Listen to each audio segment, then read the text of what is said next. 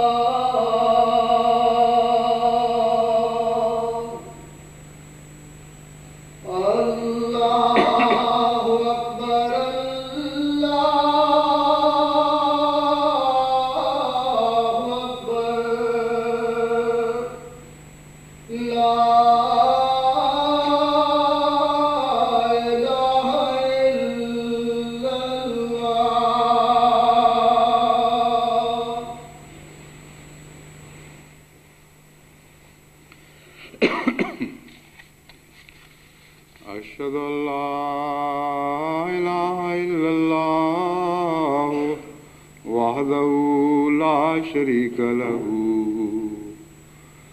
وأشهد أن محمدا عبده ورسوله أما بعد فأعوذ بالله من الشيطان الرجيم بسم الله الرحمن الرحيم الحمد لله رب العالمين الرحمن الرحيم مالك يوم الدين إياك نعبد وإياك نستعين اهدنا الصراط المستقيم صراط الذين أنعمت عليهم غير المغضوب عليهم ولا الضالين.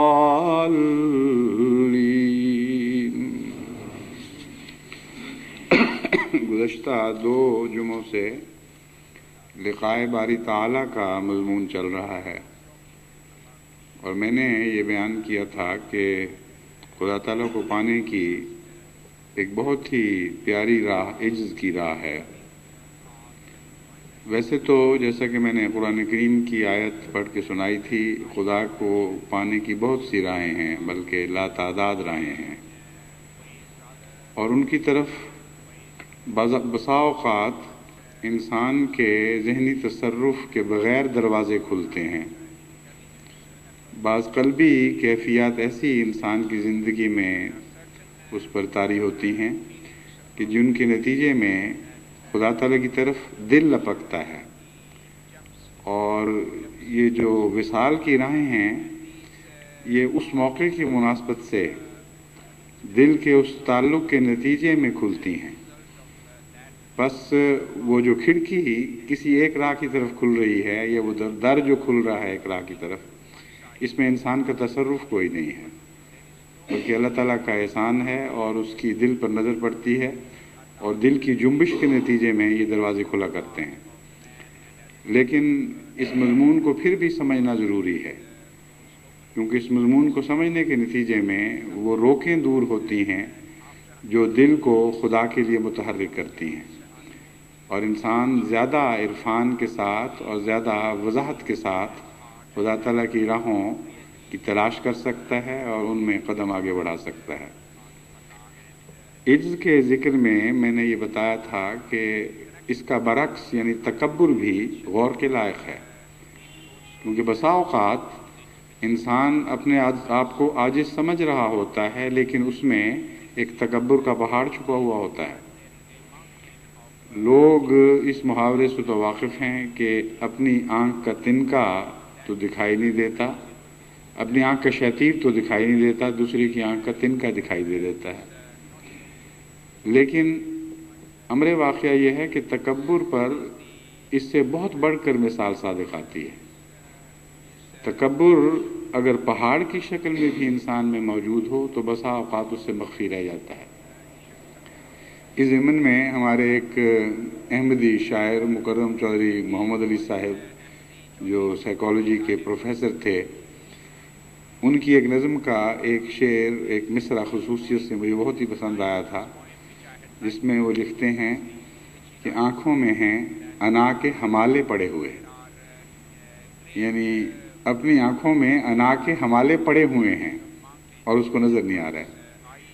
بس متکبر کو ہر دوسری چیز دکھائی دے رہی ہوتی ہے، اپنا تکبر دکھائی نہیں دیتا۔ اس لیے ایسے مریضوں سے جب مجھے واسطہ پڑتا ہے جن کو یہ سمجھانا ہو کہ آپ متکبر ہو رہے ہیں، اپنی فکر کریں ورنہ یہ ہلاکت کی راہ ہے، تو سب سے زیادہ مشکل ان کو یہ سمجھانے میں پڑتی ہے کہ آپ کے اندر تکبر کا مادہ پایا جاتا ہے، کیونکہ وہ اب شخص اپنے آپ کو عام طور پر عاجز سمجھ رہا ہوتا ہے۔ بہرحال یہ مضمون ایسا ہے جس پر مزید وضاحت سے روشنی کی ضرورت ہے۔ حضرت اقدس مسیح موعود علیہ السلام نے ایک صاحب تجربہ عارف باللہ کے طور پر جو تکبر کا ذکر فرمایا ہے، اس میں سے چند اقتباسات میں آپ کے سامنے رکھتا ہوں۔ منظوم کلام میں بہت سی جگہ آپ نے اس مضمون کو چھیڑا ہے۔ چند شعر یہ ہیں جو میں آپ کے سامنے آج پڑھ کے سناتا ہوں۔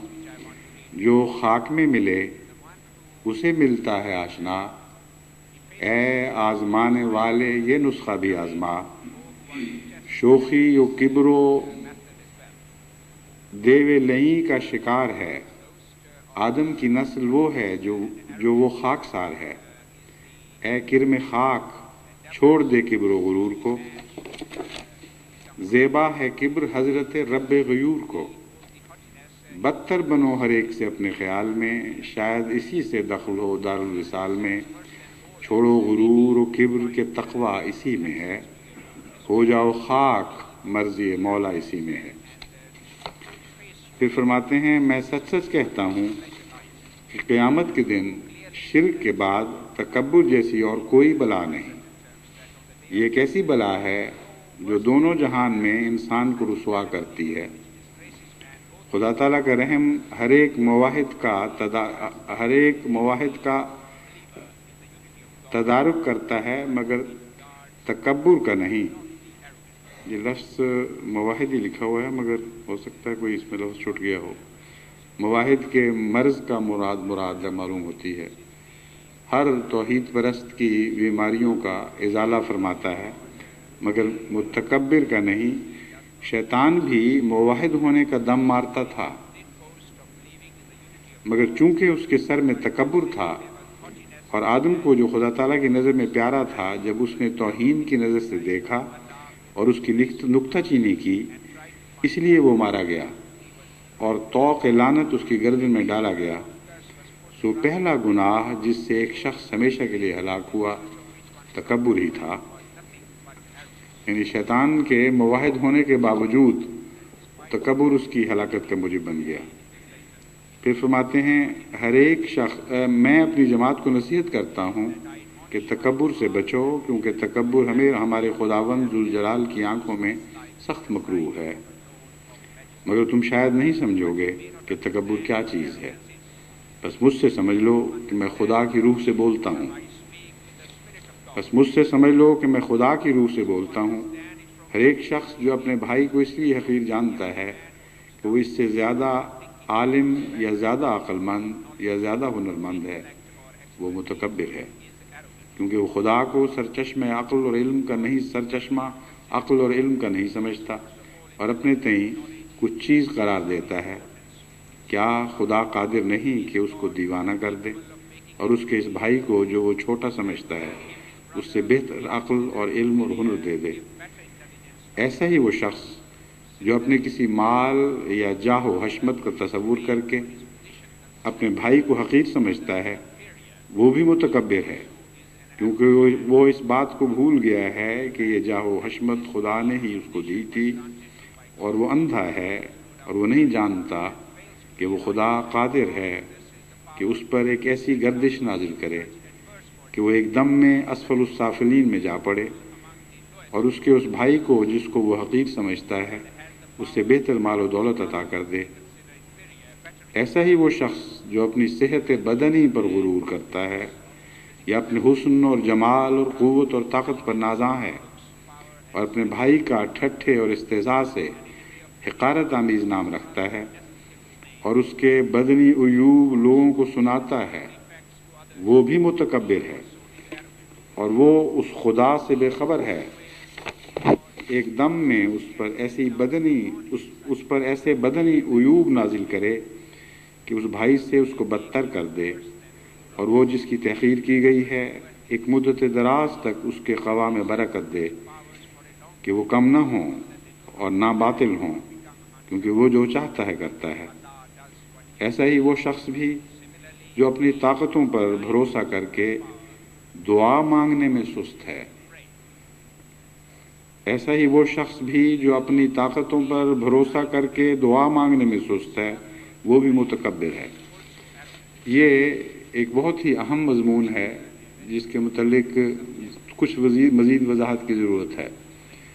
عام طور پر ہمارے ملک میں یہ محاورہ ہے کہ اب تو ہمارا کچھ بھی نہیں رہا اس لیے دعا کرتے ہیں، اب تو کوئی اور شکل نہیں باقی رہی، گویا اس سے پہلے وہ خود اپنے کفیل تھے، اور یہ اس فکرے کے اندر ایک تکبر پوشیدہ ہے، اور دعا کی قبولیت کا معنی اس رجحان میں پایا جاتا ہے۔ پس حقیقی طور پر دعا کے مضمون اور مفہوم کو سمجھنے والا وہی انسان ہے جو طاقتوں کے باوجود یہ یقین رکھتا ہو کہ ان طاقتوں میں فی ذات ہی کچھ حاصل کرنے کی استطاعت نہیں جب تک خدا کا فضل شامل حال نہ ہو۔ اس لیے یہ جو تکبر کا مضمون ہے اس کو آپ دیکھیں تو کتنا باریک تر ہوتا چلا جاتا ہے، اور تکبر دکھانے کے لیے بھی ایک عارف باللہ کی انگلی چاہیے جس نے اپنے وجود کا بہت ہی باریک نظر سے مطالعہ کیا ہے اور اپنے گرد و پیش کا بھی بہت باریک نظر سے مطالعہ کیا ہے۔ کوئی انسان جس میں ایک صداقت کا ذرا سا بھی بیج ہو، وہ حضرت مسیح موعود علیہ السلام کے اس قسم کے کلام کو پڑھنے کے بعد وہم و گمان بھی نہیں کر سکتا کہ یہ شخص جھوٹا ہو سکتا ہے، کیونکہ یہ تقویٰ کی باریک راہیں سوائے اعلیٰ درجے کے صداقت شیار لوگوں کو اور نصیب نہیں ہوا کرتی۔ بس دیکھیں کس طرح آپ ہماری اصلاح فرماتے ہیں، ہمیں تقویٰ کی باریک راہیں دکھاتے ہیں، ان خطرات سے آگاہ کرتے ہیں جو ہمیں روز درپیش ہوتے ہیں اور ہم ان سے اپنی آنکھیں بند کیے رکھتے ہیں۔ فرماتے ہیں وہ شخص بھی جو اپنی طاقتوں پر بھروسہ کر کے دعا مانگنے میں سست ہے، وہ بھی متکبر ہے، کیونکہ قوتوں اور قدرتوں کے سرچشمہ کو اس نے شناخت نہیں کیا اور اپنے تئیں کچھ چیز سمجھا ہے، تو تم اے عزیزو ان تمام باتوں کو یاد رکھو، ایسا نہ ہو کہ تم کسی پہلو سے خدا تعالیٰ کی نظر میں متکبر ٹھہر جاؤ اور تم کو خبر نہ ہو۔ ایک شخص جو اپنے بھائی کے ایک غلط لفظ کی تکبر کے ساتھ تصحیح کرتا ہے، اس نے بھی تکبر سے حصہ لیا ہے۔ تصحیح منع نہیں، یعنی درست کرنا کسی کو، لیکن رجحان ہے جو یہ فیصلہ کرے گا کہ وہ خدا کی نظر میں پسندیدہ فعل تھا یا برا فعل تھا۔ ایک تصحیح ہے، جیسا کہ میں پہلے بھی جماعت کو متوجہ کر چکا ہوں، جو حضرت اقدس محمد مصطفیٰ صلی اللہ علیہ وآلہ وسلم نے ہمیں سمجھائی کہ جب نماز میں امام غلطی کرے تو سبحان اللہ کہا کرو۔ کیسی پیاری تصحیح ہے۔ یہ بتایا گیا کہ اللہ پاک ہے، صرف نہ تصحیح کرنے والا غلطی سے پاک ہے، نہ وہ پاک ہے جس کی تصحیح کی جا رہی ہے، اور اللہ پاک ہے۔ تو تصحیح کے ساتھ ہی انکسار کا نسخہ بھی دے دیا اور تکبر سے بچنے کی راہ بھی دکھا دی۔ تو آپ فرماتے ہیں کہ تکبر کے ساتھ جو تصحیح کرتا ہے اس نے تکبر کی ہے، ورنہ تصحیح اپنی ذات میں کوئی برا فعل نہیں۔ ہمیں تو امر بالمعروف اور نہی عن المنکر کے لیے کھڑا کیا گیا ہے، اس لیے یہ کہنا غلط ہے کہ ہم کسی بھائی کی درستی کریں تو نعوذ باللہ وہ تکبر ہوگا۔ کس انداز میں درستی کرتے ہیں، یہ ہے جو فیصلہ کن بات ہے کہ کوئی انسان متکبر ثابت ہوتا ہے یا عاجز ثابت ہوتا ہے۔ بعض دفعہ کسی انسان کی تصحیح کی طرف آپ توجہ کرتے ہیں اور استغفار بھی کرتے ہیں اور سوچتے ہیں کہ یہ غلطی اس سے ہوئی ہے، کل مجھ سے بھی ہوئی تھی، میں اس بات کا اہل بھی ہوں کہ نہیں کس کی تصحیح کر سکوں۔ ایک یہ رجحان ہے۔ ایک یہ ہے کہ میں نے پکڑ لیا اس کو، یہ بڑا بنا پھرتا تھا اپنا، یہ جماعت کا عہدیدار، یہ فلاں شخص، اب میں بتاتا ہوں اس کو کہ یہ کیا چیز ہے۔ ان دونوں باتوں میں، دونوں رجحانات میں زمین آسمان کا فرق ہے، حالانکہ امر واقعہ وہی رہتا ہے۔ ایک غلطی سرزد ہوئی ہے، وہ برحق ہے، بس یہ ہیں وہ باریک راہیں جن پر چل کر آپ پہلے اپنے تکبر کو مٹائیں، کیونکہ متکبر خدا کی راہوں پہ داخل نہیں ہوتا، متکبر کو رفتوں کے آسمان نصیب نہیں ہوتے۔ یہ قرآن کریم کا فیصلہ ہے، اس فیصلے میں کوئی تبدیلی نہیں ہو سکتی۔ ایک شخص جو اپنے بھائی کی بات کو تواضع سے سننا نہیں چاہتا اور منہ پھیر لیتا ہے، اس نے بھی تکبر سے حصہ لیا ہے۔ ایک غریب بھائی جو اس کے پاس بیٹھا ہے اور وہ کراہت کرتا ہے، اس نے بھی تکبر سے حصہ لیا ہے۔ ایک شخص جو دعا کرنے والے کو ٹھٹھے اور ہنسی سے دیکھتا ہے، اس نے بھی تکبر سے ایک حصہ لیا ہے۔ اور وہ جو خدا کے مامور اور مرسل کی پورے طور پر اطاعت کرنا نہیں چاہتا، اس نے بھی تکبر سے ایک حصہ لیا ہے۔ اور وہ جو خدا کے مامور اور مرسل کی باتوں کو غور سے نہیں سنتا، اس کی تحریروں کو غور سے نہیں پڑھتا، اس نے بھی تکبر سے ایک حصہ لیا ہے۔ سو کوشش کرو کہ کوئی حصہ تکبر کا تم میں نہ ہو، تاکہ ہلاک نہ ہو جاؤ اور تا تم اپنے اہل و عیال سمیت نجات پاؤ۔ خدا کی طرف جھکو اور جس طرح دنیا میں کسی سے محبت ممکن ہے تم اس سے کرو، اور جس قدر دنیا میں کسی سے انسان ڈر سکتا ہے تم اپنے خدا سے ڈرو۔ پاک دل ہو جاؤ اور پاک ارادہ اور غریب اور مسکین اور بے شر، تا تم پر رحم ہو۔ پھر آپ فرماتے ہیں یاد رہے کہ تکبر کو جھوٹ لازم پڑا ہوا ہے، بلکہ نہایت پلید جھوٹ وہ ہے جو تکبر کے ساتھ مل کر ظاہر ہوتا ہے۔ یہی وجہ ہے کہ اللہ جل شانہ نے متکبر کا سب سے پہلے سر توڑتا ہے۔ تکبر کا جھوٹ کے ساتھ جو رشتہ ہے، یہ ایک بہت ہی حیرت انگیز مضمون ہے، جس کے اوپر حضرت مسیح موعود علیہ الصلوۃ والسلام نے لب کشائی فرمائی ہے، اور اس پر غور کرنا چاہیے۔ امر واقعہ یہ ہے کہ آپ جب غور کر کے تجزیہ کریں گے تو آپ حیران رہ جائیں گے کہ کس طرح تکبر اور جھوٹ کا چولی دامن کا ساتھ رہتا ہے۔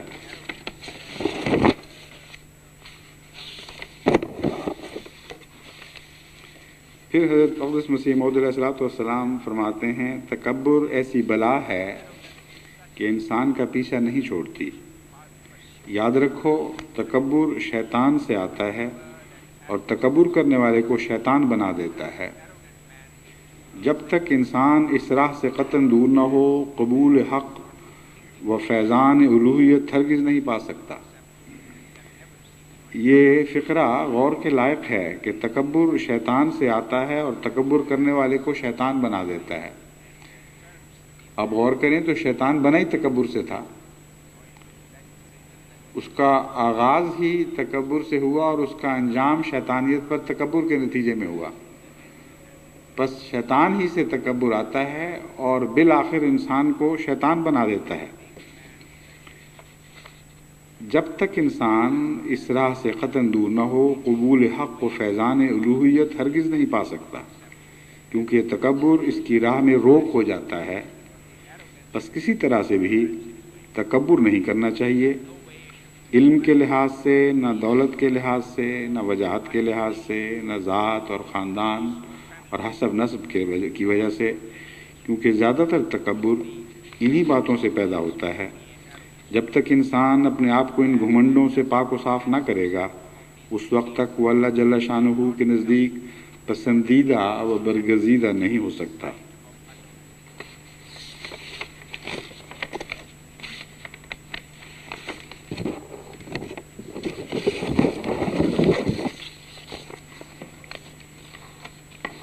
قرآن کریم نے جہاں تکبر کا بکثرت ذکر فرمایا ہے،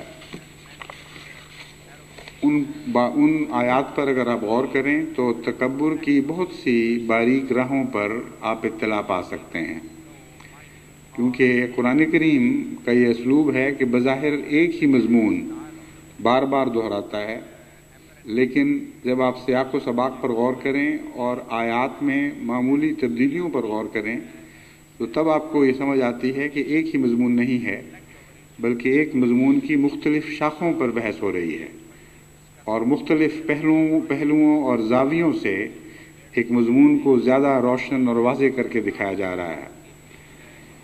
قرآن کریم کی متعدد آیات میں سے جو دو میں نے وقت کی رعایت سے آج چنی ہیں، ایک دو اور ہیں وہ بعد میں ان کا ذکر آ جائے۔ اللہ تعالیٰ فرماتا ہے، ساصرف عن آیاتی الذین یتکبرون فی الارض بغیر الحق وإن یروا کل آیۃ لا یؤمنوا بها وإن یروا سبیل الرشد لا یتخذوہ سبیلا وإن یروا سبیل الغی یتخذوہ سبیلا ذلک بأنہم کذبوا بآیاتنا وَكَانُوا عَنْهَا غَافِلِينَ۔ سَأَصْرِفُ عَنْ آیَاتِیَ الَّذِينَ يَتَكَبَّرُونَ فِي الْأَرْضِ، میں ان لوگوں کے منہ اپنے نشانات سے اور اپنی آیات سے پھیر دوں گا جو زمین میں تکبر کرتے ہیں، اور ان کا اس کا کوئی حق نہیں، ان کو اس بات کا کوئی حق نہیں۔ بس سب سے بڑا نقصان متکبر کا یہ ہے کہ وہ ان نشانات کو جو ہر طرف قدرت میں پھیلے پڑے ہیں ان کو دیکھ کر ان سے استفادہ نہیں کر سکتا اور ان کو سمجھ نہیں سکتا، وہ اپنی آنکھیں ان کو دیکھتے ہوئے پھیر لیتا ہے۔ بس ایک دنیا دار کا قانون قدرت کا مطالعہ اسی وجہ سے اس کو کوئی فائدہ نہیں دیتا کہ وہ سمجھتا ہے کہ یہ میری ذاتی عظمت ہے کہ میں نے یہ باتیں معلوم کی ہیں۔ ہر دریافت کے نتیجے میں اس کی انا بلند تر ہوتی چلی جاتی ہے اور وہ سمجھتا ہے کہ دیکھو میں نے دنیا کو یہ دولت دی ہے کہ میں یہ راز سمجھ گیا۔ حالانکہ اگر عرفان تکبر نہ ہوتا تو ہر مطالعہ اس کو اور زیادہ عاجز کرتا چلا جاتا۔ بس سائنس کی دنیا میں بھی ہمیں ایسے عاجز بندے دکھائی دیتے ہیں جنہوں نے جتنا زیادہ خدا کے رازوں پر سے پردے اٹھانے کی سعادت پائی، اتنا ہی زیادہ وہ عاجز اور منکسر مزاج ہوتے چلے گئے۔ نیوٹن کا وہ فقرہ آج تک دنیا کے لٹریچر میں بارہا کوٹ کیا جاتا ہے، وہ بیان کیا جاتا ہے کہ اس نے اپنے آخری عمر میں یہ کہا کہ دنیا یہ سمجھتی ہے کہ میں نے بہت کچھ دریافت کر لیا، بہت سے علوم پر سے پردے اٹھائے، ایک نیا جہان زاویہ نگاہ کا تمہیں بخشا ہے، لیکن میں جب اپنے اوپر غور کرتا ہوں اور اپنی علمی حالت کا جائزہ لیتا ہوں تو اس بچے کی طرح اپنے آپ کو پاتا ہوں جو علم کے سمندر کے کنارے گھونگوں کی تلاش میں پھر رہا ہو، اور کوئی گھونگا اٹھاتا ہے اور اس میں کان سے لگا کر سنتا ہے کہ دیکھیں اس کے اندر کیا چیز ہے، جبکہ ابھی وہ سمندر میں داخل ہی نہیں ہوا، پہلا قدم بھی اس نے نہیں رکھا۔ بس قانون قدرت نے جو اپنے راز خود باہر پھینک دیے ہیں، ان پر نظر کرنے والا سائنسدان اگر متکبر ہو تو وہ کسی رنگ میں بھی خدا کے وصل کا فیض نہیں پا سکتا، لیکن اگر اس میں عزت ہو تو اس کی توجہ اس طرف مبذول ہوتی ہے۔ کس حد تک وہ خدا کو پالے یہ دوسری باتیں ہیں جو اثر انداز ہوتی ہیں، لیکن کم سے کم اس کے لیے ایک راہ کھل جاتی ہے، وہ چاہے تو اس راہ پر آگے قدم بڑھا سکتا ہے۔ بس اس مضمون کو جب ہم روحانی دنیا میں دیکھتے ہیں تو تمام وہ لوگ جو تکبر رکھتے ہیں وہ ہمیشہ نبوت کا انکار کرتے ہیں۔ جب سے دنیا بنی ہے نبوت کا سب سے زیادہ شدت سے انکار ہوا ہے۔ یہ وہم کہ یہ کوئی نیا رجحان پیدا ہوا ہے، اور اس رجحان کی وجہ یہ ہے کہ حضرت صلی اللہ علیہ وآلہ وسلم کو اللہ تعالیٰ نے خاتم النبیین قرار دیا، اس کے بعد سے ختم نبوت کا تصور پیدا ہوا ہے۔ یہ بالکل غلط اور بے بنیاد بات ہے۔ قرآن کریم فرماتا ہے کہ یوسف کو بھی تم نے بڑے دکھ دیے تھے، پہلے تو قبول نہیں کرتے تھے، لیکن جب قبول کر لیا اور وہ ہلاک ہو گیا، وہ چلا گیا، تو پھر تم نے یہ عقیدہ بنا لیا کہ اب اس کے بعد خدا اور کسی کو نہیں ملے گا۔ یہ بیان کرنا مقصود ہے کہ نبوت کا انکار ہمیشہ ہوا ہے اور اس کی راہ میں تکبر حائل ہوا کرتا ہے۔ اس مضمون کو یہ آیت کھول رہی ہے، سأصرف عن آیاتی الذین یتکبرون فی الارض بغیر الحق۔ وہ لوگ جو تکبر کرتے ہیں ان کے سامنے میرے نشان کھلے کھلے آتے ہیں لیکن وہ دیکھ نہیں سکتے، میں ان کے منہ پھیر دیتا ہوں، میں ان کو اس لائق نہیں سمجھتا کہ وہ ان نشانات کی راہوں سے مشتق رسائی پائیں۔ پھر فرمایا وَإِن يَرَوْا سَبِيلَ الرُّشْدِ لَا يَتَّخِذُوهُ وَإِن يَرَوْا كُلَّ آیَةٍ لَا يُؤْمِنُوا بِهَا۔ قرآن کریم نے اسی مضمون کو ایک اور جگہ فرمایا ہے، بیان فرمایا ہے وَمَا يُشْعِرُكُمْ أَنَّهَا إِذَا جَاءَتْ لَا يُؤْمِنُونَ إِنَّمَا الْآيَاتُ عِندَ اللَّهِ وَمَا يُشْعِرُكُمْ أَنَّهَا إِذَا جَاءَتْ لَا يُؤْمِنُونَ۔ تو خدا کے ہاں تو بے شمار راہیں ہیں جو آیات کی صورت میں بکھری پڑی، لیکن تمہیں کیا سمجھائے، کس طرح ہم تمہیں عقل دیں کہ جب وہ نشانات ظاہر ہوں گے تم نہیں دیکھ سکو گے، تم پھر بھی نہ انکار کرتے چلے جاؤ گے۔ یہ مرض کیا ہے؟ یہ آیت جو اس پر ہم غور کر رہے ہیں یہ بتاتی ہے کہ تکبر کی مرض ہے۔ کل آیت لا یؤمنوا بہا، وہ دیکھیں گے ہر قسم کے نشانات، لا یؤمنوا بہا، لیکن بدنصیبوں کو یہ توفیق نہیں ملے گی کہ ان آیات سے فائدہ اٹھا کر ایمان حاصل کر لیں۔ وَإِن يَرَوْا سَبِيلَ الرُّشْدِ لَا يَتَّخِذُوهُ سَبِيلًا، ہر بھلائی کی راہ دیکھ کر اس سے ان کے قدم رک جائیں گے۔ وَإِن يَرَوْا سَبِيلَ الْغَيِّ يَتَّخِذُوهُ سَبِيلًا، ہاں جب وہ ٹیڑھی اور کج راہیں دیکھیں گے تو ان پر آگے قدم بڑھائیں گے اور تیزی کے ساتھ ان کو قبول کریں گے۔ ذَلِكَ بِأَنَّهُمْ كَذَّبُوا بِآيَاتِنَا وَكَانُوا عَنْهَا غَافِلِينَ، یہ اس لیے ہے کہ انہوں نے خدا تعالیٰ کے نشانوں کا انکار کر دیا ہے، وَكَانُوا عَنْهَا غَافِلِينَ، اور وہ اس سے غفلت کی حالت میں پڑے ہوئے ہیں۔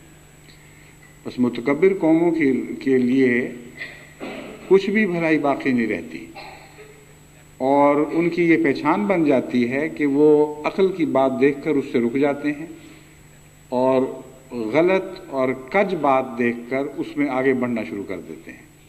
بس ایسی قومیں دن بدن اپنی اخلاقی، سیاسی، معاشی، تمدنی، اقتصادی ہر پہلو سے انحطاط پذیر ہو جاتی ہیں، کیونکہ تکبر کے نتیجے میں جب وہ خدا کے عرفان سے غافل رہ جاتے ہیں یا حجاب پیدا ہو جاتا ہے، تو چونکہ نور دراصل اللہ ہی کا نور ہے، اس لیے ان کی عقلوں میں دوسرے نور کو پہچاننے کی استطاعت بھی باقی نہیں رہتی۔ پھر فرمایا ان الذین عند ربک لا یستکبرون عن عبادتہ ویسبحونہ ولہ یسجدون، اس کے برعکس وہ لوگ جو تیرے رب کے حضور ہیں، لا یستکبرون عن عبادتہ، وہ خدا کی عبادت سے تکبر نہیں کرتے، ویسبحونہ ولہ یسجدون، اور اس کی تسبیح کرتے رہتے ہیں اور اس کے حضور سجدوں میں پڑے رہتے ہیں۔ بس یہ جو سجدہ ہے یہ روح کا سجدہ ہے، رجحان کا سجدہ ہے، یہ اپنے تعلقات کا ایک سجدہ ہے جو عارضی طور پر اختیار نہیں کیا جاتا کہ سجدہ کیا اور پھر سجدے سے الگ ہو گئے۔ یہ وہ دائمی سجدہ ہے جس میں ایک غیر متکبر اور عاجز بندہ خدا کے حضور پڑا رہتا ہے۔ اسی لیے قرآن اس آیت نے بڑے ہی حسین انداز میں خدا کے حضور ان کی حاضری کا مضمون بیان فرمایا۔ ان الذین عند ربک، اے محمد صلی اللہ علیہ وآلہ وسلم، وہ لوگ جو تیرے رب کے حضور رہتے ہیں، ہر وقت خدا کی آنکھوں کے سامنے رہتے ہیں، ان کی یہ کیفیت ہے کہ وہ تکبر نہیں کرتے۔ پس لقاء جو ہے وہ رب کے حضور رہنا ہی تو ہے۔ لقاء کے مضمون کو سمجھنے کے لیے عجز کا مضمون سمجھنا چاہیے اور اس کے برعکس تکبر کا مضمون سمجھنا چاہیے۔ عجز کی ہر راہ اختیار کرنے کی کوشش کرنی چاہیے اور تکبر کی ہر شکل سے نجات حاصل کرنے کے لیے جد و جہد کے ساتھ اللہ تعالیٰ سے دعا کرتے رہنا چاہیے، کیونکہ خدا تعالیٰ کی طرف سے توفیق کے بغیر انسان اپنے نفس کے تکبر سے آگاہی نہیں ہو سکتا۔ جب اس کو علم ہی نہیں ہوگا کہ مجھ میں کس کس رنگ کا تکبر پایا جاتا ہے تو کیسے وہ اس تکبر سے بچ کر وصل کی راہ تلاش کر سکتا ہے۔ قرآن کریم نے جو فرمایا والذین جاہدوا فینا لنہدینہم سبلنا، وہ لوگ جو ہماری راہوں پر قدم بڑھاتے ہیں، ہماری خاطر مختلف راہوں سے چل کے آتے ہیں، ہم ان کو اپنی راہ کی ہدایت دیتے ہیں، ہم ان کو اپنی ذات کی طرف چلے آنے کی توفیق عطا کرتے ہیں۔ لنہدینہم سبلنا، یہ مضمون حضرت مسیح موعود کے کلام میں ایک جوابی دعا کے رنگ میں یا بے اختیار خواہش کے رنگ میں پایا جاتا ہے۔ آپ عرض کرتے ہیں تیرے کوچے میں کن راہوں سے آؤں، وہ خدمت کیا ہے جس سے تجھ کو پاؤں۔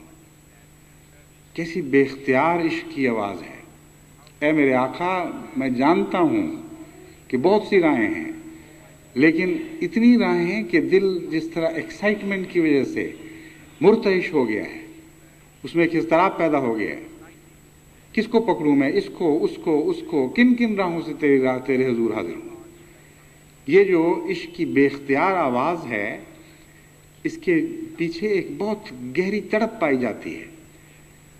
کوئی انسان جسے ادنا سا بھی نفسیات کا شعور ہو، حضرت اقدس مسیح موعود علیہ السلام کے اس شعر کو سننے کے بعد آپ کے متعلق یہ نہیں وہم بھی نہیں کر سکتا کہ یہ شخص جھوٹا، نعوذ باللہ، خدا پر جھوٹ بولنے والا شخص ہے۔ یہ بے قرار تڑپ گہری سچائی کے نتیجے میں نصیب ہوتی ہے اور گہرے عشق کے نتیجے میں نصیب ہوتی ہے۔ اس کو آپ جتنی دفعہ پڑھیں، آپ پھر بھی حضرت مسیح موعود علیہ السلام کے دل کی اس طرف کا تصور نہیں مان سکتے، کیونکہ اس کے لیے کچھ نہ کچھ تجربہ ضروری ہے۔ فرماتے ہیں تیرے کوچے میں کن راہوں سے آؤں، وہ خدمت کیا ہے جس سے تجھ کو پاؤں۔ وہ شخص جس کی ساری زندگی خدمت میں وقف ہو، جس کی ہر راہ خدا کی طرف جانے والی راہ ہو، اس کے دل کا یہ حال ہے تیرے کوچے میں کن راہوں سے آؤں۔ اس کو عجز کہتے ہیں۔ حقیقی عجز یہ ہے۔ فرماتے ہیں، عرض کرتے ہیں محبت ہے کہ جس سے کھینچا جاؤں، خدائی ہے خودی جس سے جلاؤں۔ محبت چیز کیا کس کو بتاؤں، وفا کیا راز ہے کس کو سناؤں۔ میں اس آندھی کو اب کیوں کر چھپاؤں، یہی بہتر کہ خاک اپنی اڑاؤں۔ کہاں ہم اور کہاں دنیا مادی، فسبحان الذی اخذل عادی۔ پس یہ جو عجز کا مضمون ہے، اس کو حضرت مسیح موعود علیہ السلام کے اس کلام نے عشق سے باندھ دیا ہے، اور تمام راہوں کا خلاصہ جو خدا کی طرف لے کے جاتی ہیں ان چند شعروں میں بیان کر دیا ہے۔ حقیقت یہ ہے کہ سچے عز کی راہ سچی محبت کے بغیر نصیب نہیں ہو سکتی، اور یہی وہ عز کی راہ ہے جس کی تلاش میں ہمیں سرگرداں رہنا چاہیے، جس کے لیے ہمیں اس رمضان میں خصوصیت سے دعا کرتے رہنا چاہیے کہ ہمیں سچا عز نصیب ہو اور تکبر کا ہر پہاڑ ملیا میٹ ہو جائے ہمارے وجود میں سے، اور ہماری زمین خدا کے حضور اس طرح بچ جائے جس طرح روح خدا کے حضور بعض دفعہ اس کی محبت میں بچتی ہوئی محسوس ہوتی ہے، اس طرح ہمارا سارا وجود خدا کے لیے ہمیشہ بچ جائے۔ اور یہ وہی مضمون ہے جسے مستقل سجدے کے مضمون کے طور پر قرآن کریم نے پیش کیا ہے۔ جہاں تک راہوں کا تعلق ہے، جیسا کہ میں نے بیان کیا ہے، عجز کی راہ کہنے کو تو آسان لفظ ہے، مگر اسے پہچاننا مشکل کام ہے، اور امر واقعہ یہ ہے کہ جب تک ایک عارف باللہ عاجز سے عجز کے مضمون سیکھا نہ جائے اس وقت تک انسان کو یہ راہ نصیب نہیں ہو سکتی۔ مختلف راہوں میں جو سب سے بنیادی راہ ہے وہ عجز کی ہے، لیکن اس کا عرفان انبیاء سے حاصل ہوتا ہے، اس کے بغیر نہیں۔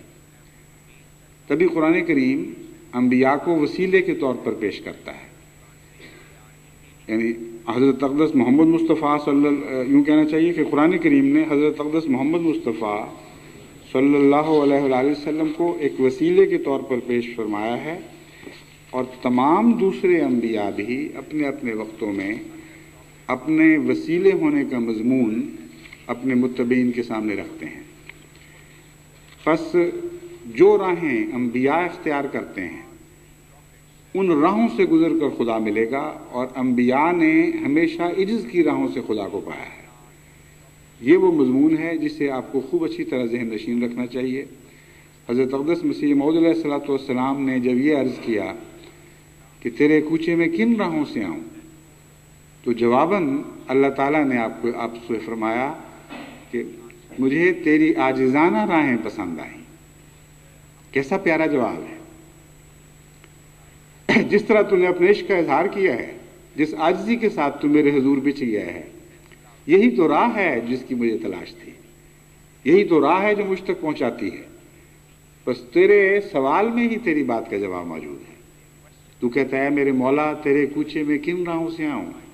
میں بتاتا ہوں یہی راہیں ہیں جو مجھے پسند ہیں، انہی راہوں پر چلتا رہے، یہ عاجزانہ راہیں ہیں تیری جو مجھے پسند آئی ہیں۔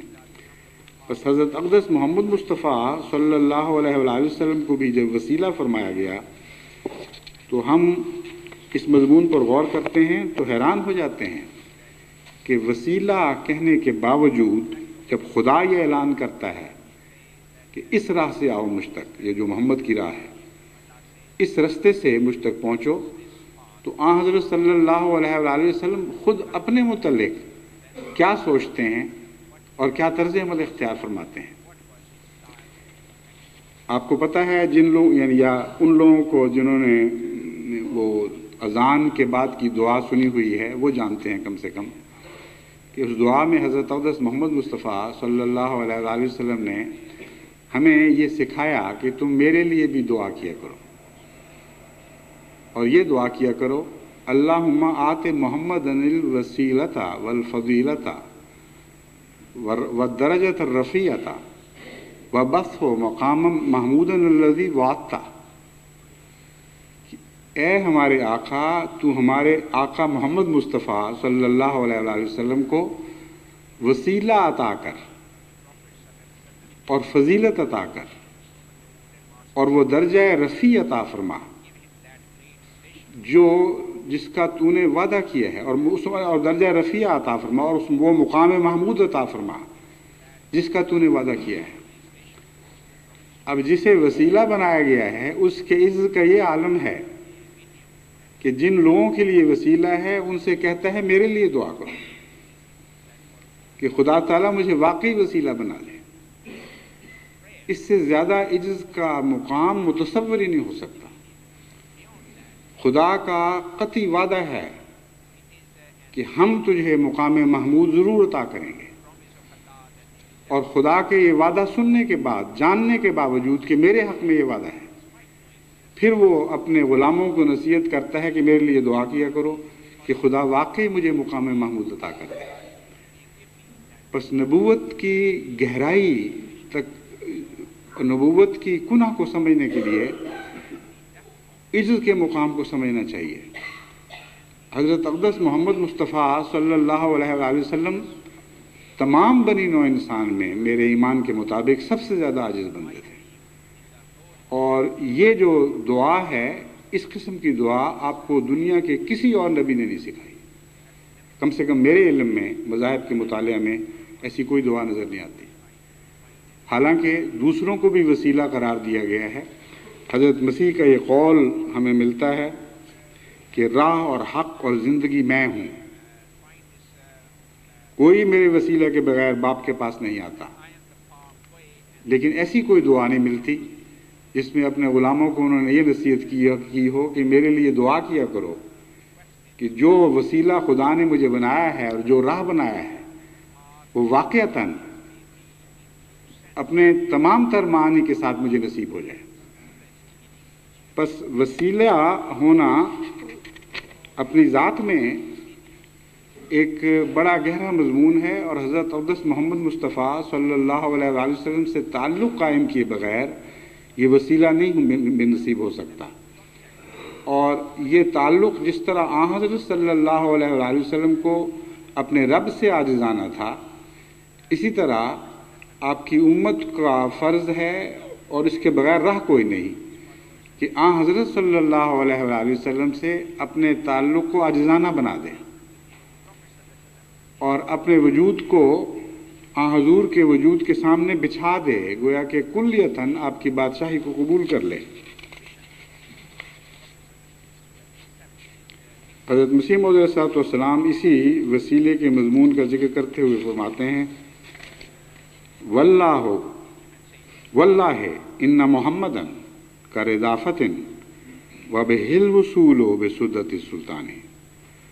خدا کی قسم، حضرت محمد مصطفیٰ صلی اللہ علیہ وآلہ وسلم تو خدا تعالیٰ کے وزیر اعظم ہیں، وبہل وصول بسدت السلطان، اس بادشاہ یعنی خدا تعالیٰ کی چوکھٹ پر اس وزیر اعظم کے وسیلے سے پہنچا جائے گا۔ اگر وزیر اعظم کی طرف سے حکم نصیب نہ ہو، اجازت نامہ نصیب نہ ہو، تو کون ہے جو بادشاہ کی چوکھٹ تک پہنچتا ہے؟ بس آن حضرت صلی اللہ علیہ وآلہ وسلم سے ایک تعلق لازمی ہے، اور وہ تعلق اسی طرح عاجزانہ ہونا چاہیے جس طرح حضرت اقدس محمد مصطفیٰ صلی اللہ علیہ وآلہ وسلم کا تعلق عاجزانہ تھا۔ علاوہ ازیں آن حضرت صلی اللہ علیہ وآلہ وسلم کا بندوں سے بھی ایک عاجزانہ تعلق تھا، اور اس مضمون کو سمجھیں گے تو پھر آپ کے وسیلہ ہونے کا مضمون زیادہ سمجھ آ جائے گی۔ اپنے غلاموں کو دعا کے لیے کہنا، ان باتوں میں دعا کے لیے کہنا جن کے حتمی طور پر فیصلہ شدہ ہونا معلوم ہو چکا تھا، یہ اپنے غلاموں کے سامنے ایک عاجزانہ تعلق کا اظہار ہے۔ حضرت عمر کو ایک موقع پر کہا، بھائی میرے لیے دعا کرنا۔ بس آن حضرت صلی اللہ علیہ وآلہ وسلم کا خدا تعالیٰ سے جو عاجزانہ تعلق تھا، اس کے ساتھ بنی نوع انسان کے ساتھ بھی ایک عاجزانہ تعلق تھا، اور غریبوں سے ایک گہرا تعلق تھا۔ بس محض ایک رومانی عشق کا اظہار کافی نہیں ہے۔ آن حضرت صلی اللہ علیہ وآلہ وسلم اگر وسیلہ بنیں گے تو ان لوگوں کے لیے بنیں گے جو آپ کے وسیلہ ہونے کے مضمون کو سمجھتے ہیں اور ان راہوں سے آپ کے پاس پہنچتے ہیں جو راہیں آپ نے خود ہمیں دکھائی ہیں۔ ان میں جیسا کہ میں نے بیان کیا ہے، عاجزانہ راہیں ہیں جو ہر سمت میں عاجزی کے ساتھ چلتی ہیں۔ بنی نوع انسان سے بھی عاجزانہ تعلق ہے اور خدا سے بھی عاجزانہ تعلق ہے، اور جہاں تک خدا کے غریب بندوں کا تعلق ہے، ان میں اتر کر آپ نے دراصل خدا کو پایا ہے۔ خدا کے مصیبت زدہ بندوں کی راہ سے آپ نے خدا کے وجود کو پایا ہے۔ اس بات کا قطعی ثبوت اس واقعہ میں ملتا ہے جو نبوت کے حصول کے مان بعد پیش آیا۔ حضرت اقدس محمد مصطفیٰ صلی اللہ علیہ وآلہ وسلم کو جب نبوت کے مقام پر فائز فرمایا گیا اور پہلی وحی نازل ہوئی، تو جب آپ بہت سخت خوف زدہ حالت میں کہ یہ کیا واقعہ مجھ سے گزر گیا ہے، گھر واپس لوٹے اور اس قدر گہرا اثر تھا اس واقعہ کا کہ آپ شدت سے کانپ رہے تھے اور سخت سردی محسوس کر رہے تھے۔ حضرت خدیجہ رضی اللہ تعالیٰ عنہا نے آپ کو چادریں اڑھائیں یا لحاف ڈالے، جس قسم کی بھی اس وقت صورت تھی تن ڈھانپنے کی۔ اس کے بعد آپ کے خوف دور کرنے کے لیے اور یہ بتانے کے لیے کہ آپ کے ساتھ جو خدا کا سلوک ہے وہ محض آپ کا وہم نہیں، یہ کوئی اور واقعہ نہیں ہو رہا، بلکہ اس کی ایک ٹھوس وجہ موجود ہے۔ جس قسم کے آپ ہیں ان سے خدا ایسے ہی سلوک کیا کرتا ہے۔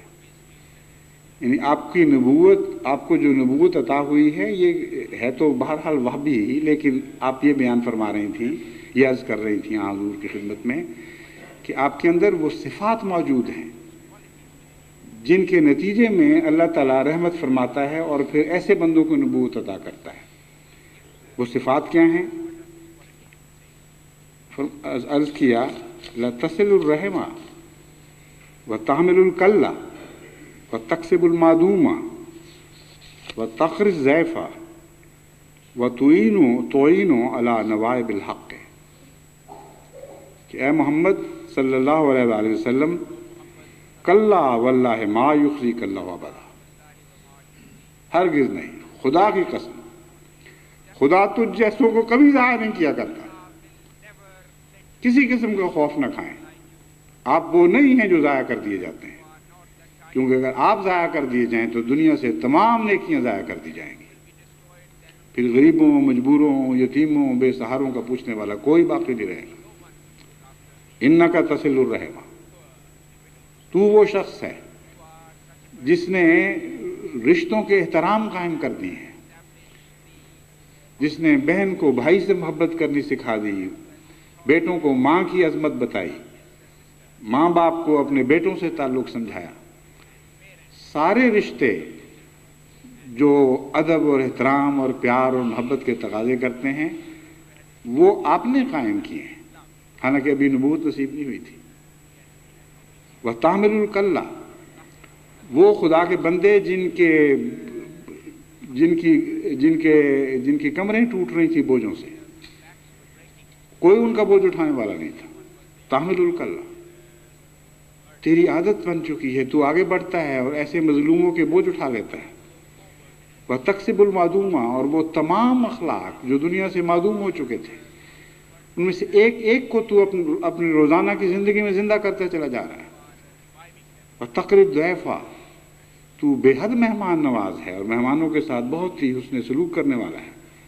وَتُعِينُ عَلَى نَوَائِبِ الْحَقِّ، اور آسمان سے جو بلائیں نازل ہوتی ہیں بنی نوع انسان پر، تو آگے بڑھتا ہے اور ان بلاؤں میں ان کے ہاتھ بٹاتا ہے، ان کے دکھ بانٹتا ہے۔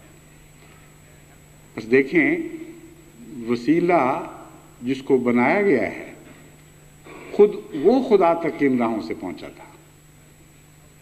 وسیلہ بنا کیسے؟ وسیلہ بنا ہے خدا کے بندوں کے ساتھ تعلق قائم کر کے، تب اس نے خدا کو پایا ہے۔ یہ وہ راہیں ہیں جن راہوں سے خدا کا وصال اسے نصیب ہوا، اور ایسا وصال نصیب ہوا کہ ہمیشہ کے لیے اس کو دنیا کے لیے وسیلہ بنا دیا گیا۔ پس خدا سے تعلق اور بندوں سے روگردانی، خدا کی محبت اور خدا کے پیار کی جستجو اور بندوں سے بے مہر ہو جانا اور اپنی محبتیں ان پر سرد کر دینا، یہ دو متضاد چیزیں ہیں، یہ کبھی اکٹھی نہیں رہ سکتی۔ بس اس رمضان مبارک میں یہ بھی یاد رکھیں کہ آن حضرت صلی اللہ علیہ وآلہ وسلم رمضان مبارک میں اس طرح خیر خیرات کیا کرتے تھے، اس طرح غریبوں کے دکھ بانٹا کرتے اور ان کے لیے آسائشیں پیدا کرنے کی کوشش کرتے تھے کہ حضرت عائشہ صدیقہ رضی اللہ تعالیٰ عنہا روایت کرتی ہیں کہ آپ تو ایک باد صبا کی طرح ایک ہمیشہ چلنے والے فیض پھیلانے والے وجود تھے، ہمیشہ ہی چلا کرتے تھے، لیکن رمضان کے دنوں میں تو یوں لگتا تھا جیسے یہ باد صبا آندھی بن گئی ہے، اس کثرت سے آپ فیض پھیلاتے تھے۔ پس میں نے جو جماعت کو پہلے بھی ایک دفعہ توجہ دلائی تھی کہ اپنی عید میں بھی غریبوں کو شامل کریں، میں اس ضمن میں اس کی یاد دہانی بھی کراتا ہوں۔ اس رمضان مبارک میں اپنے نفوس کا جائزہ لیں اور دیکھیں کہ آپ کا کس حد تک اللہ کے بندوں سے تعلق ہے، خدا کے بندوں کے لیے اپنے وجود کو جھکائیں، اور پھر دیکھیں کہ کس طرح خدا کی رحمت آپ کو جھکتی ہے، آپ کی طرف جھکتی ہے۔ آپ خود نہیں اٹھ سکتے آسمانوں کی طرف، ہاں آسمانوں والا اگر جھک کے آپ کو اٹھا لے تو پھر آپ اٹھائے جائیں گے۔ اس مضمون کو سمجھنے کے بعد اگر بنی نوع انسان کے تعلقات میں آپ وہ حسن پیدا کریں جو حضرت اقدس محمد مصطفیٰ صلی اللہ علیہ وآلہ وسلم کے تعلقات میں تھا، جس نے آپ کو رفتیں عطا کی، جس نے آپ کو وسیلہ بنا دیا، تو پھر آپ لقاء کی ایک توقع رکھنے کے حقدار بن جائیں گے۔ پھر خدا بہتر جانتا ہے کہ کس حد تک آپ اس کی نگاہ میں حقدار ہیں کہ نہیں، لیکن کم سے کم اپنی نظر میں تو آپ ایک معقول طریق پر سوچ سکتے ہیں کہ ہاں میں بھی شاید لقاء والوں میں داخل کر لیا جاؤں، لیکن اس کے بغیر نہیں۔ اس کے بغیر یہ محض کہانیاں ہیں، محض جذباتی خیال کی باتیں ہیں کہ مجھے رسول اللہ صلی اللہ علیہ وسلم سے بڑی محبت ہے، بڑا عشق ہے، لیکن جب راہیں اختیار کرنے کا وقت آتا ہے تو وہ راہیں اختیار نہیں کی جاتی۔ میں نے بارہا نصیحتیں کی ہیں کہ اپنے خاندانی تعلقات کو بہتر کریں، اپنے روزمرہ کے تعلقات میں سوچیں کہ صلہ رحمی کو کتنی اہمیت حاصل ہے۔ کس طرح میں نے بار بار آپ کو سمجھایا ہے کہ ساسوں کو چاہیے کہ وہ دوسروں کی بیٹیاں جب اپنا گھر چھوڑ کر ان کے گھر میں آ جاتی ہیں تو ان پر رحم کیا کریں، اپنی بیٹیاں سمجھا کریں، اور بہوؤں کو سمجھایا ہے کہ تم اپنے دوسرے گھروں میں جا کر اپنی ماں کی طرح سلوک کیا کرو، لیکن اس کے باوجود لوگ سنتے ہیں اور شاید دوسرے کان سے نکال دیتے ہیں یا سنتے ہی نہیں، اور محض ظاہری طور پر کانوں کے پردے مرتعش ہوتے ہیں، کیونکہ یہ شکایتیں پھر بھی آتی رہتی ہیں۔ بڑے بڑے تکلیف دہ خط بعض بچیوں کے ملتے ہیں کہ ہم گئیں، ہماری جو نسبتی بہنیں ہیں وہ اس طرح سلوک کرتی ہیں جو گویا کہ میں نے ان کے بھائی پر ڈاکہ ڈالا ہوا ہے، اور وہ جب تک ذلیل اور رسوا نہ کر دیں مجھے کہ یہ ہمارا زیادہ ہے اور تمہارا کم ہے، اس وقت تک ان کو چین نصیب نہیں ہوتا۔ ساسیں ہیں جو ہر وقت بھرتی رہتی ہیں کان میرے خامند کے یا ہمارے خامدوں کے، کئی خطوط اس قسم کے ملتے ہیں کہ جب تک تم اس کو رسوا کر کے ذلیل کر کے میرے سامنے جھکاؤ نہیں، تم میرے بیٹے نہیں ہو، اور اس میں یہ نقص ہے اور اس میں وہ نقص ہے۔ اس کے برعکس دوسری طرف سے بھی شکایتیں ملتی ہیں۔ تو وہ راہیں کون سی تھیں جن راہوں سے حضرت صلی اللہ علیہ وآلہ وسلم نے خدا کو پایا؟ ان میں سے ایک راہ صلہ رحمی کی راہ تھی۔ اپنے خاندانی تعلقات کو درست کیا، اور کوئی رشتہ دار آپ کا انگلی نہیں اٹھا سکتا تھا کہ کبھی بھی حضور اکرم صلی اللہ علیہ وآلہ وسلم سے اس کو کسی قسم کی جائز شکایت پہنچی ہو۔ پھر دوسروں کے بوجھ اٹھانے ہیں، تکسب المعدومہ، مٹے ہوئے اخلاق کو زندہ کرنا ہے، نہ کہ زندہ اخلاق کو مٹا دینا ہے۔ آج دنیا میں احمدیت اور غیر احمدیت کا یہ فرق ہے جو ظاہر ہونا چاہیے۔ کروڑہا انسان ایسے ہیں جو آج ان اخلاق کو جو انہوں نے اپنے آباء و اجداد سے پائے مٹانے کے درپے ہیں، اور اس طرح ملیا میٹ کر رہے ہیں کہ دیکھتے دیکھتے ہمارے گلیوں، ہمارے شہروں، کوچوں، ہمارے گھروں کے چہروں سے وہ اخلاق مٹتے ہوئے نظر آ رہے ہیں۔ بد اخلاقی سیاہی کی صورت میں دیواروں پر دکھائی دے گی آپ کو، ہر قسم کی گندی کلمات وہاں لکھے ہوئے دکھائی دیں گے، ہر قسم کی گندی تصویریں وہاں دکھائی دیں گی، لیکن یہ ظاہری تصویریں نہیں ہیں، یہ دلوں کی تصویریں ہیں جو اچھل اچھل کر باہر نکل رہی ہیں۔ اخلاق معدوم ہو رہے ہیں۔ بس احمدی اگر اخلاق کو قائم نہیں کریں گے تو کیسے خدا کو پائیں گے؟ ایک ایسا شخص جو اپنی بدخلقی سے باز نہیں آتا، گندی زبان استعمال کرتا چلا جاتا ہے، اپنے بھائی سے حقارت سے پیش آتا ہے، اپنے بیوی بچوں سے ظلم کا سلوک کرتا ہے اور تلخی سے ان سے باتیں کرتا ہے، خیال نہیں کرتا کہ ان کے بھی دل ہیں، چھوٹے چھوٹے بچوں کے بھی جذبات اور احساسات ہیں، پھر وہ باتیں لقاء کی کر رہا ہو، یہ باتیں کرے کہ اس رمضان مبارک میں اے خدا مجھے اپنا لقاء نصیب کر دے، جسے ان کا لقاء نصیب نہیں، جو ہر وقت ساتھ رہتے ہیں، اسے خدا کا لقاء کیسے نصیب ہو سکتا ہے؟ تو جو ساتھ ہیں ان کا عرفان حاصل کریں، ان کا لقاء حاصل کریں، پھر یاد رکھیں کہ یہ وہی راہ ہے جس راہ پر چل کر حضرت محمد مصطفیٰ صلی اللہ علیہ وسلم نے اپنے رب کو پایا تھا۔ یہ ہے وسیلہ ہونے کا مضمون، اس کو سمجھیں گے تو وہ آپ کے لیے وسیلہ بنیں گے، اگر نہیں سمجھیں گے تو محض کہنے سے اور محض زبان سے درود پڑھنے سے حضرت اقدس محمد مصطفیٰ صلی اللہ علیہ وسلم آپ کے لیے وسیلہ نہیں بن سکتے۔ تقریب ضعیفہ یہ وہ مضمون ہے جو خدا کے فضل سے نسبتاً جماعت میں بہتر حالت میں پایا جاتا ہے۔ اکرام ضعیف کا جہاں تک تعلق ہے، بسا اوقات یہ اطلاعیں ملتی ہیں اور کثرت سے کہ اس طرح احمدیوں نے ہماری مہمان نوازیاں کی ہیں کہ عقل دنگ رہ گئی ہے۔ اس لیے اس مضمون کو میں چھوڑتا ہوں، یہ کہ صرف کہوں گا کہ دعا کیا کریں۔ یہ خوبی جو ہم نے لنگر خانوں سے سیکھی ہے، جو قادیان میں آنے والوں سے سیکھی اور قادیان میں میزبانوں سے سیکھی، یہ خدا ہمیشہ ہمیں جاری اور زندہ رکھے اور کبھی بھی اس خوبی کو مٹنے نہ دے۔ وَتُعِينُوا عَلَى نَوَائِبِ الْحَقِّ، اور اپنے مصیبت زدہ بھائیوں کو جن کا بس نہیں چلتا، کوئی ایسی مصیبت آفت پڑ جاتی ہے کہ وہ گر جاتے ہیں، ان کو اٹھانے کی کوشش کیا کریں۔ بس عید میں جہاں آپ اپنے خاندان کے ساتھ خوشیاں منائیں گے، میں یہ نہیں کہتا کہ ان کو چھوڑ دیں، ان کا بھی اپنا حق ہے، ان خوشیوں کو ضرور قائم رکھیں، ان روایات کو زندہ رکھیں، لیکن جہاں تک ممکن ہو کچھ وقت غربا کے لیے بھی نکالیں، کچھ نعمتیں ان کے سامنے بھی پیش کریں تاکہ وہ بھی آپ کی خوشیوں میں شریک ہو سکیں۔ اس ضمن میں آخری بات یہ سمجھانی چاہتا ہوں کہ خوشیوں میں شریک کرنا اور بات ہے اور کسی کے غم میں شریک ہونا اور بات ہے، اور یہ دونوں باتیں ضروری ہیں۔ بہت سے امیر ایسے ہیں اور خدا کے فضل سے جماعت احمدیہ میں کثرت سے ایسے ہیں جو چندوں کے علاوہ اور دینی خدمات کے علاوہ مسلسل غربا پر کچھ خرچ کرتے ہیں، صدقات کی صورت میں بھی اور ذاتی طور پر اپنے غریب رشتہ داروں کی مدد کے ذریعے بھی۔ اس کو کہتے ہیں اپنی خوشیوں میں دوسرے کو شریک کرنا۔ لیکن غم میں شریک ہونے والا مضمون اس سے کچھ مختلف ہے اور نفس کی اصلاح کے لیے بہت ہی ضروری ہے۔ جب قاضی ربا میں پہلی مرتبہ میں نے یہ نصیحت کی کہ اس عید میں آپ اپنی خوشیوں میں دوسروں کو شریک کریں، ساتھ یہ بھی سمجھایا کہ ان کے گھروں پر بھی جائیں اور ان کے حالات دیکھیں۔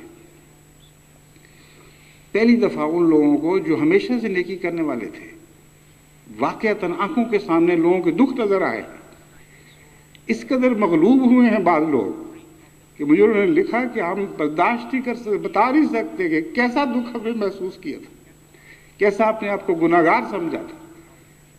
جن گھروں کو ہم سمجھتے تھے کہ ہم نے کبھی تحفے بھیج دیے، بڑے خوش ہو گئے، بہت ان کی خدمت کر دی، جب قریب جا کر دیکھا تو کیسی ترسی حالتوں میں ان کے بچوں کو پایا ہے، کیسے دکھوں میں ان کو دیکھا ہے، ان کے گھروں کی حالتیں دیکھی ہیں، اور ہمارے اندر تو ایک انقلاب برپا ہو گیا ہے۔ بس خوشیوں میں شریک نہیں ہونا، صرف غموں میں شریک ہونا ہے، اور ایک عید میں نہیں بلکہ ہمیشہ اب بنی نوع انسان کے غموں میں شریک ہونے کی کوشش کریں، اپنے محلوں سے اتریں اور غریبوں کی کٹیاؤں میں جائیں، ان کو قریب سے دیکھیں، ان کی اصلاح احوال کی کوشش کریں۔ لجنات ہیں وہ ان میں سے خصوصیت سے وہ امیر بہنیں جو نیکی کا جذبہ رکھتی ہیں اور کرتی چلی جاتی ہیں اللہ کے فضل کے ساتھ، کبھی وہ ایک ایسی کلب بھی بنائیں کہ غریبوں کے محلوں میں جا کر آج کل کے لحاظ سے مناسب احتیاطوں کے ساتھ یقیناً ان دیکھیں، ان کے حالات کا جائزہ لیں، ان سے سوچیں، پوچھیں کہ آپ کا بجٹ چلتا کس طرح ہے، کیا کرتے ہیں بچے، کپڑے کیسے پہنتے ہیں، کیا کھاتے ہیں، اور پھر ان کو سمجھائیں کہ اس طرح تم اختیار کرو، یہ چیزیں احتیاطیں کرو، یہ زیاس نہ کرو. صرف یہی نہیں بلکہ پھر ان کی مدد کریں، ان کو بتائیں کہ اس معاملے میں آپ کے پاس غسل خانہ کوئی نہیں ہے، پردہ کوئی نہیں ہے، ٹوائلٹ کا انتظام اچھا نہیں ہے، بیماری کے وقت ایک عذاب بن جاتا ہے گھر میں. یہ جو ضروری چیزیں ہیں ان میں ہم آپ کی مدد کرتے ہیں. اگر آپ ہمیں اجازت دیں تو ہم ان چیزوں میں عملاً آپ کی ٹھوس مدد کرنے کے لیے تیار ہیں. آپ کو یہ چیزیں بنا دیتے ہیں یا زائد مدد دے دیتے ہیں جن سے آپ کو سہولت حاصل ہو جائے. یہ وہ طریق ہے جس سے آپ صرف خوشیاں نہیں بانٹیں گے اپنی، بلکہ لوگوں کے دکھ بھی بانٹیں گے. اور آن حضرت صلی اللہ علیہ وسلم کی ساری زندگی صرف خوشیاں بانٹنے میں نہیں گزری، دکھ بانٹنے میں گزری ہے. اور ایسا دکھ بانٹا ہے کہ خدا نے آپ کو مخاطب ہو کر فرمایا کہ اپنے آپ کو ان کے غم میں ہلاک نہ کر لینا. یہ وہ وسیلہ ہے جو ہمیں عطا کیا گیا ہے. یہ وہ عاجزانہ راہیں ہیں جو ہمیں دکھائی گئی ہیں. ان راہوں پر چلیں آپ تو قرآن کے الفاظ میں محمد مصطفیٰ کی قسم کھا کر کہتا ہوں کہ آپ کو ضرور لقاء نصیب ہو. یہ وہ راہیں ہیں جو ناکام اور نامراد نہیں رکھا کرتی. یہ ضرور اپنے محبوب کے در تک آپ کو پہنچا کے چھوڑیں گی. بس یہ رمضان نہ گزرنے دیں جب تک دعاؤں کے ذریعے اور ان اعمال کے ذریعے جو حضرت اقدس محمد مصطفیٰ صلی اللہ علیہ وسلم نے ہمیں سکھائے ہیں ہم خدا کو پا نہ لیں اور یقین نہ کر لیں کہ اس خدا کو ہم نے دیکھ لیا اور اس خدا نے ہمیں دیکھ لیا اور ہم نے اس کی لقاء کی جنت کو حاصل کر لیا ہے. خدا کرے یہ ابدی جنتیں ہمیں نصیب ہوں. اگر ہم لقاء کی جنت کو اس دنیا میں پالیں تو کوئی دنیا کا غم ہمیں ڈرا نہیں سکتا. الا ان اولیاء اللہ لا خوف علیہم ولا هم یحزنون. یہ وہ صاحب لقاء ہیں جن کے متعلق قرآن کریم فرماتا ہے کہ خبردار خدا کے اولیاء کو تم کیسے ڈرا سکو گے، تم کیسے ان کو دکھ پہنچا سکتے ہو. یہ ابدی جنتوں میں بس رہے ہیں. لا خوف علیہم، کوئی خوف ان پر اب غالب نہیں آ سکتا. ولا هم یحزنون، اور کوئی نقصان ان کو حزین بنا کر نہیں چھوڑ سکتا کیونکہ ہمیشہ یہ خدا کے ساتھ رہتے ہیں.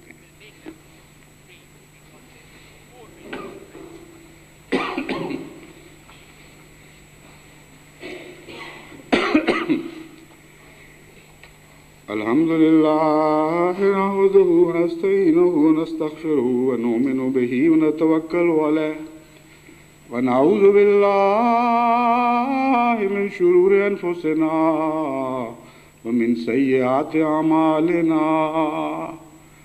من يهده الله فلا مضل له ومن يضلله فلا هادي له. ونشهد أن لا إله إلا الله وحده لا شريك له ونشهد أن محمدا عبده ورسوله. عباد الله رحمكم الله، إن الله يأمر بالعدل والإحسان وإيتاء ذي القربى وينهى عن الفحشاء والمنكر والبغي يعظكم لعلكم تذكرون. اذكروا الله يذكركم وادعوه يستجب لكم ولذكر الله أكبر.